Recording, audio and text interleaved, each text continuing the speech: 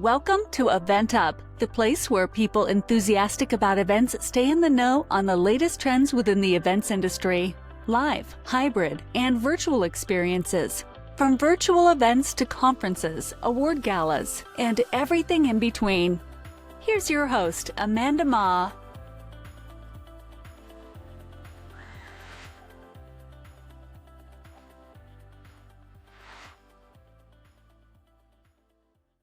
Hello, everyone. Today we'll be joined by a true powerhouse in event strategy. Joining us today is Suzette Ford-Duffus, Head of Events at Taco Bell.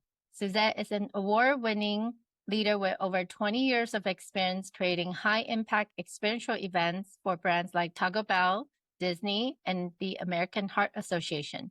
At Taco Bell, she oversees everything from franchisee meetings to viral consumer moments like the Taco Bell Hotel Pop-Up, which we will talk about in a bit, which drove the best sales month in company history.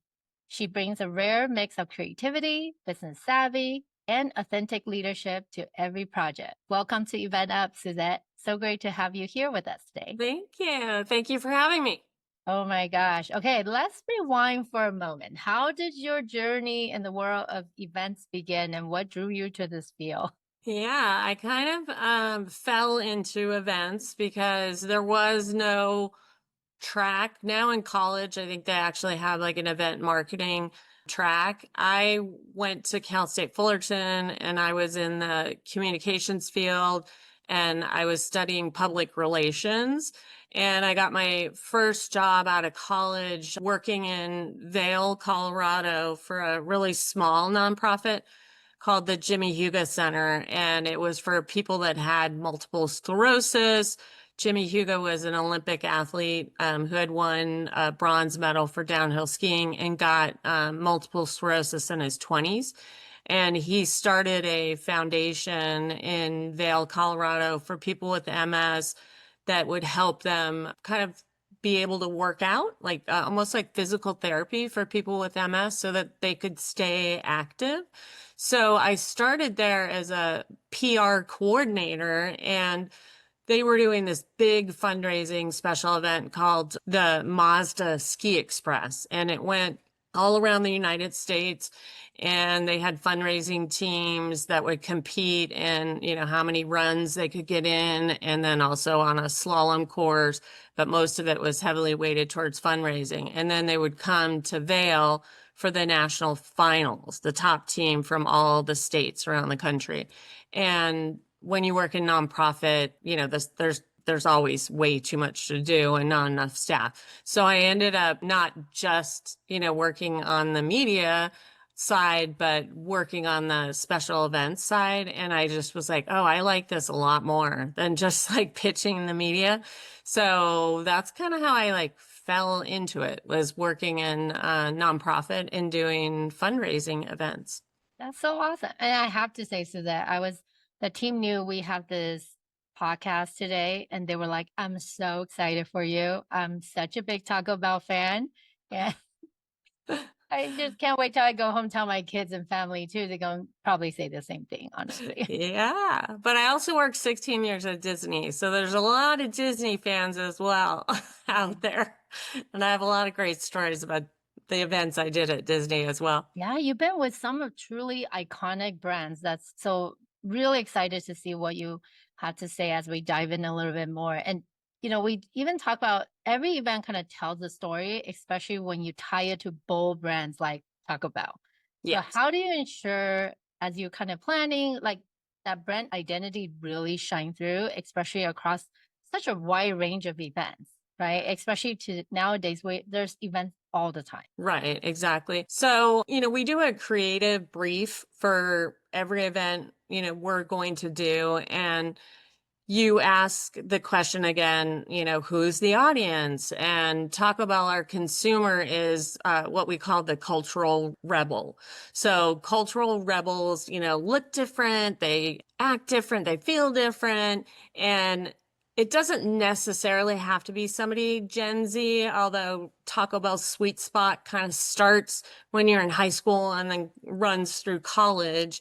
And Gen Z is generally, our target market, we also have fans like Dolly Parton, who is in love with Mexican pizza, and, Doja Cat. And then we've got, Devontae Adams, NFL football star, who loves Taco Bell. So they're authentically real, but they don't apologize for being, who they are. So, they are who they are. And it is what it is. And, you either like me or you don't like me. And, that's the Taco Bell cultural rebels. So when we're doing an event for our consumer, that's the audience that we're targeting. So this week we did a Bad Birdie event at Monarch Beach and Dana Point, and it was out of our consumer insights team that we found out that Gen Z is really becoming highly involved in golf.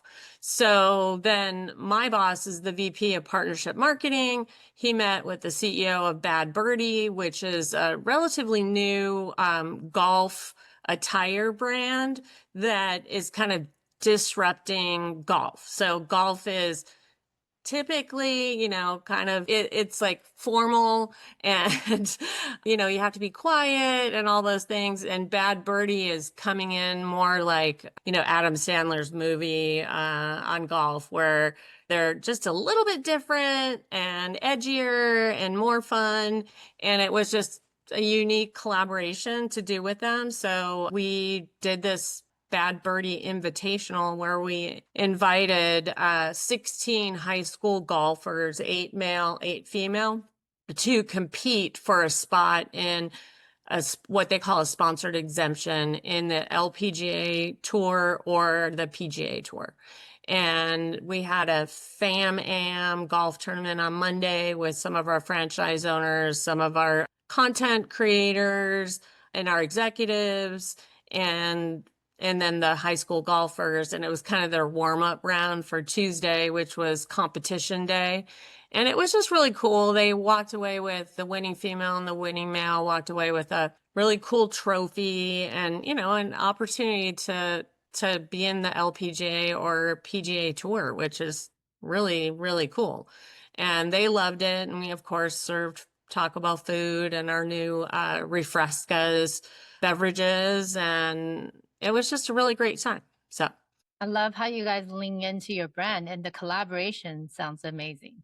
yeah. Attire, it's now online, so you can check it out. I definitely would. I think also integrating into exactly what you said, like your demographic, right? Like what they're into. Yes. So consumer insight, learning about golf, and then how you guys tie that into an event. So it's a whole 360 process. Right, exactly. It's about, listening to culture, listening to your consumer rather than, trying to chase after culture. That's great. And you have done, I mean, since you've been doing this for a while too, like you have brought some truly incredible moments to life. What is that one event you're especially proud of, and why is it memorable? Well, the Bell Hotel. So I joined Taco Bell in 2017, and in 2019 is when we did the Bell Hotel in Palm Springs.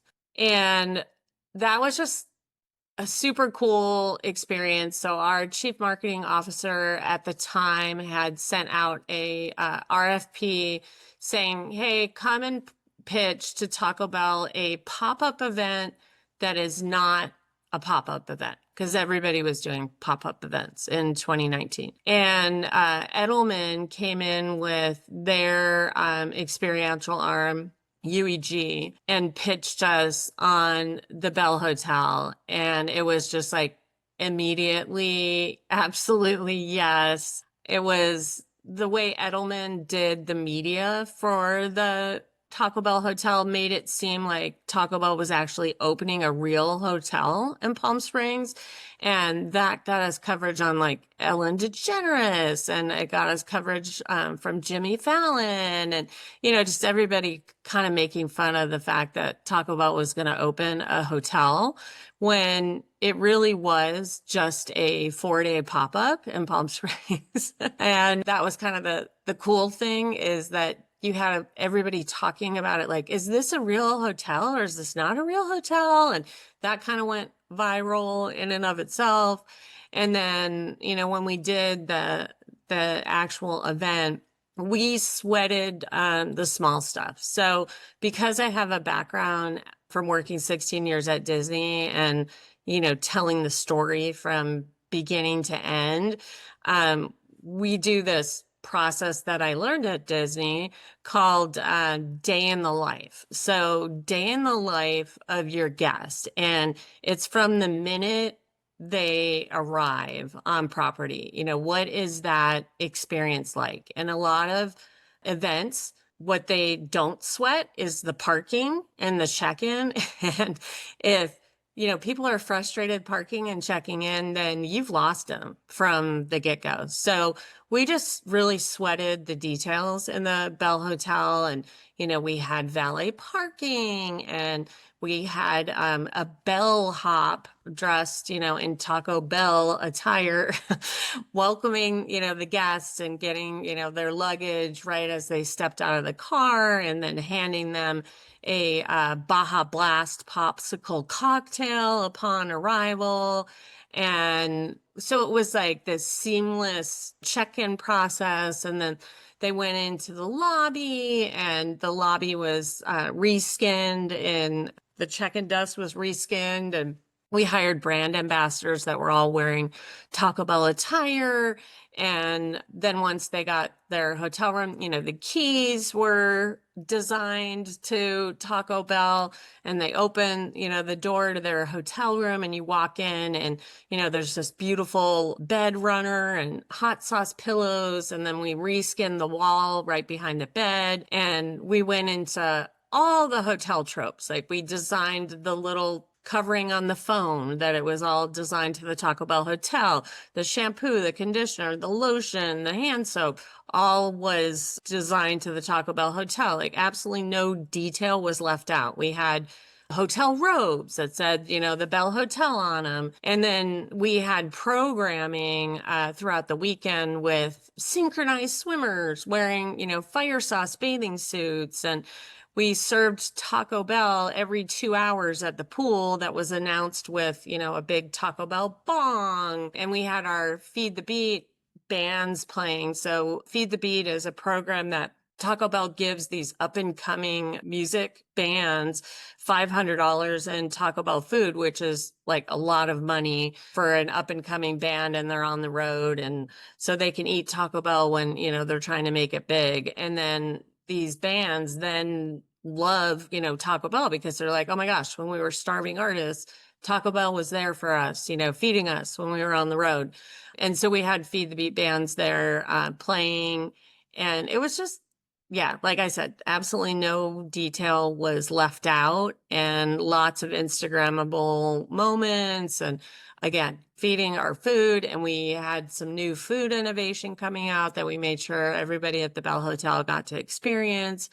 And it just, resonated with our fans because it was authentically Taco Bell. And I think the media really loved it because it was so novel. Like, and the way Edelman, our PR agency, promoted it was cool because, again, you kind of got that banter going. Like, is this a real thing? Are they really opening a hotel and in Palm Springs? I still have people today ask me, like, can I check into the Taco Bell hotel? And I was like, no, it was only there for 4 days. Pretty fun. It was a pretty fun project for sure. Sounds incredible. I'm like, maybe you guys, it's time to bring that back, because I know. we're already to 2025. I mean, I know. I feel like we should do a Taco Bell cruise, like a cruise yes. ship. And can you make sure I'm on the list? Of Yes.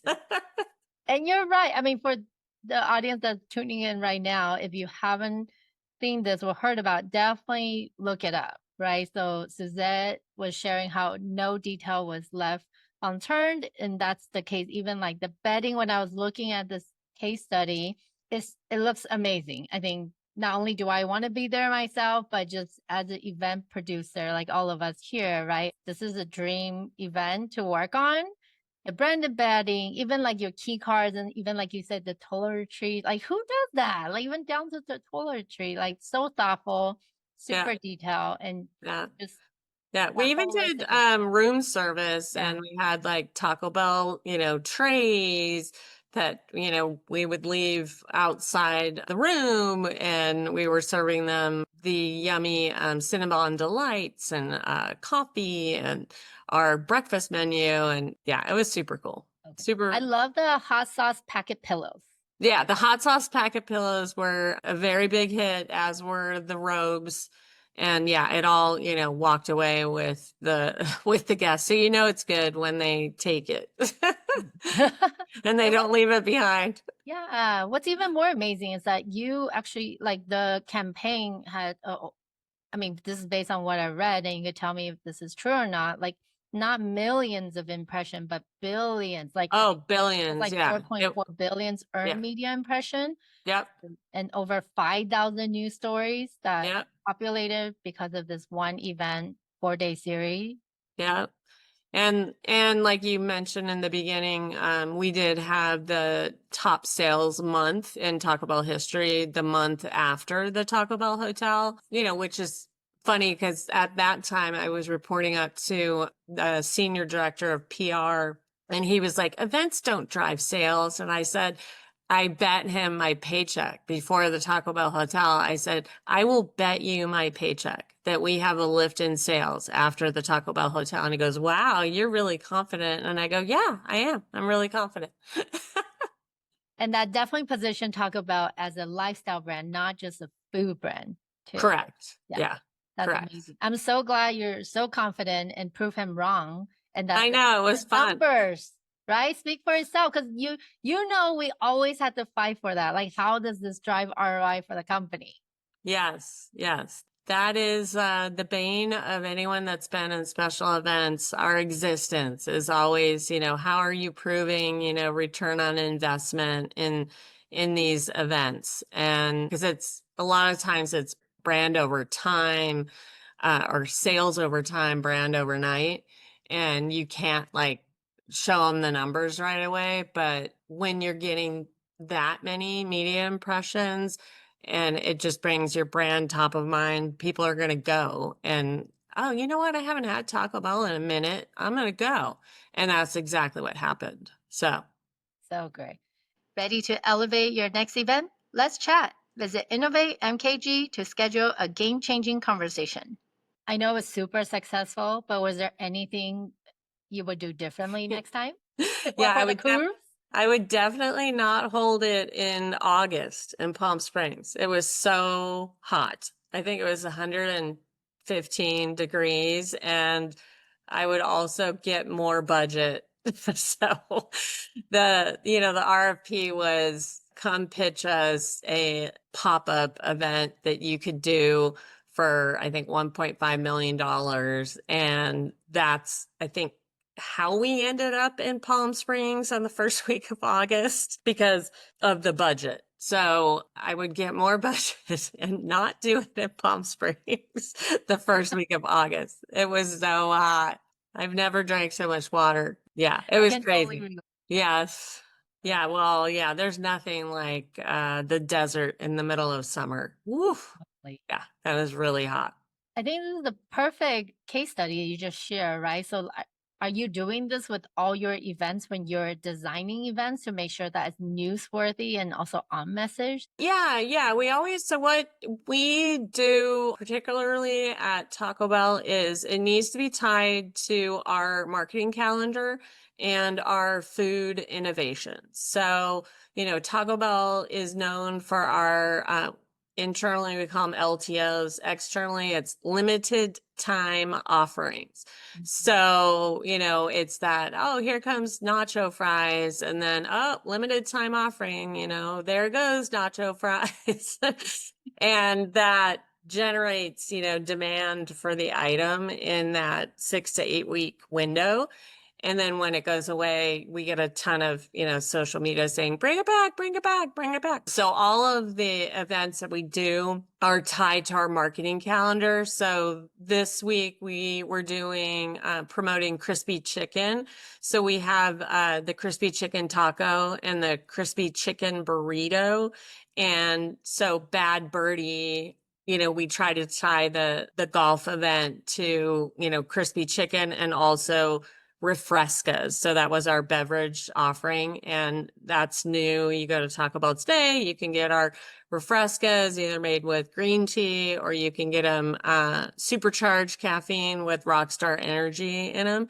So that was our message this week, was all about Refrescas and crispy chicken.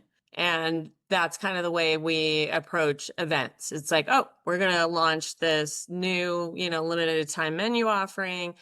What are we going to do to get some brand buzz going around this limited time menu offering? How about beyond the buzz? Like, how are you thinking about impact, right? Because a lot of time events, like once it's done, then how do you make sure the events truly connect with the consumer on a deeper level? Yeah, so, media has changed a lot since I started in this industry. So, right now it's all about social media, and Taco Bell has, some social media influencers that follow the brand, report on the brand. And then we also have spokespeople that just absolutely love the brand. And what we try to do is allow the consumer to become the marketer. So they're the ones that are spreading the brand message versus it coming from, corporate headquarters. And Gen Z is all about authenticity. You really can't fake things with Gen Z. They will call you out. So you have to give them an authentic connection to the brand. And when you do that, then, they start basically doing your marketing for you. And it's from consumer to consumer. And that is what really helps you be authentic, break through the noise, and, spread the word. And, things on social media just go viral so quickly. Yeah. Now it's crazy how, I'm aging myself, but, it used to be just radio, TV, print. Now it's, all of that plus social media. And really, Gen Z is all about YouTube and following influencers, and they're on Instagram and they're on Snapchat. So yeah, you gotta be where your consumer is. And so we just, really stay on top of that. And thank you for calling out about Gen Z and what they care about. I think that's why you guys are so on brand and they Yes. gravitate towards you because you understand who they are as. Yes. Yeah, we do. Again, like we have an amazing consumer insights team and, data analytics team. And gosh, I don't even know how they do what they do, but we do really listen to, the data that comes out of that. And then Yum Brands, our parent company is Yum Brands, and they even have a strategy, marketing strategy arm that gives all of us, Taco Bell, Kentucky Fried Chicken, Pizza Hut, and the Habit Burger, great, consumer insight. So we know, what we need to be doing next. So the next thing that's coming up is, Gen Alpha. So that Oh will my God. that will be next. I know it's Another one. crazy. Another one. Yep. Another Right one. around the corner. Right around. Yeah. The social listening is so important. I have a Gen Alpha, so Okay. we'll Yep. see. We'll see. Yep. It- Yep.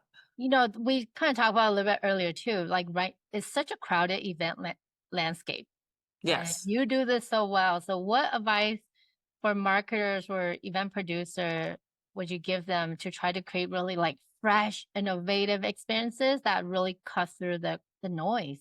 Yeah, again, it's you really need to know your audience. So you need to know your brand audience, and you have to be authentic to them. So, like I said, Taco Bell does a great job with our data analytics team of just really getting to know who our consumer is. And then now with our loyalty platform, so we have the Taco Bell app, and then you can opt into our loyalty program, which, in addition to giving our loyalty members, just discounts, we also invite the fire tier. So it's all fire, hot, mild. If you're a fire tier loyalty member, then we will invite you to some of these big brand events. And And then they love that too, right? So that gives them more reason to be a part of our loyalty brand. And then we do these really fun Taco Tuesday drops where we'll give them limited edition merchandise, and they kind of get to be first, and everybody loves to be first. And so again, it's about, knowing your brand audience, being authentic to them, listening to social media, being bold, being courageous, taking some risks. And then, Taco Bell's a fun brand. So, we try to make our experiences super fun. Social media is shareable. So lots of, great photo worthy moments for Instagram and Snapchat. We sweat the small stuff. We try to let the consumer discover brand, Easter eggs at the event, kind of like hidden things. And oh my God, I can't believe they thought of that. That's so cool. Like for example, just this week, the trophy for Bad Birdie was we call it numero uno, the very first Taco Bell restaurant from Downey, California. And we did that into, a silver trophy. And it was basically replication of the very first Taco Bell store for each the winning male and winning female golfer. So, and they're like, I can't believe they thought of something that minor, but we did. So, Like you said, sweat the small stuff. And yeah, sweat the small stuff, because they appreciate that. Like, wow, they went to extreme lengths to really make this cool then for how everybody. are you measured? Like, do you have KPIs where signals you look at to determine whether the events really work? Like, Yeah, I mean, we look at, again, media impressions are huge, positive social, sentiment, brand buzz. We look at sales lift, and then, ultimately happy franchisees and happy executives are all things that, we look at to see if this event was a success. And, for Bad Birdie, it's going to be like, did we drive their merchandise sales as well? So that'll be part of the KPI of this one as well. how far do you measure? Like, I know you just finished the event, so will you go back to look at like 3 months, 6 months? Yeah, about 3 months. Yeah, about 3 months. That's great. Oh my gosh. Now I really have to check out that website. Yeah, Just from this podcast, they will get some sales. that's true.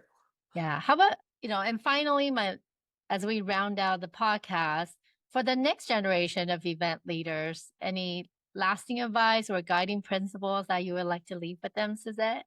Yeah, I mean, everyone's talking about AI, and AI is going to totally disrupt the way brands do marketing in the future, because consumers are not going to know what's fake and what's real.